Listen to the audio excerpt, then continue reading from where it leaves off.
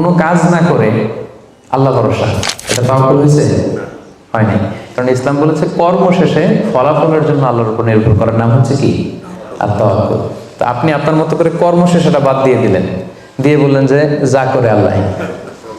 কি বললেন? যা করে আল্লাহ, আল্লাহ ভরসা। তো এটা হয়েছে তাওয়াক্কুল? হয়নি। এটা আপনার মন মতো আপনি যা করে আল্লাহ, আল্লাহ ভরসা এটা বলেছেন ঠিকই, কিন্তু এটা আসলে তাওয়াক্কুল হয়নি। যেন আপনার প্রচেষ্টা, আপনার এন্ডেভার, এফোর্ট দেয়া এটা জরুরি।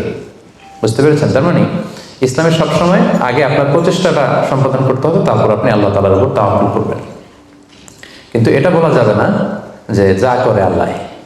অনেকে আমাদের অলসতা, দুর্বলতা, অকর্মণ্যতা এগুলোকে তাওয়াক্কুল বানিয়ে নিয়েছে। মানে হাত পা গুটিয়ে বসে বলে যে আল্লাহ ভরসা। তা হাত পা গুটিয়ে যদি আপনি আল্লাহ ভরসা বলেন, এটা কি তাওয়াক্কুল আল্লাহ হবে?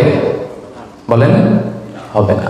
আল্লাহর হাবিব সাল্লাল্লাহু আলাইহি ওয়াসাল্লাম অকর্মণ্যতা, অলসতা এগুলো থেকে আল্লাহ তাআলার কাছে পানাহ চাইতেন সবসময়। এবং তিনি বলতেন আল মুমিনুল কবিয়্যু খায়রুন ওয়া আহাব্বু ইলাল্লাহি মিনাল মুমিনিদ দাঈফ। শক্তিশালী মুমিন দুর্বল মুমিনের চেয়ে আল্লাহর কাছে অনেক বেশি প্রিয়।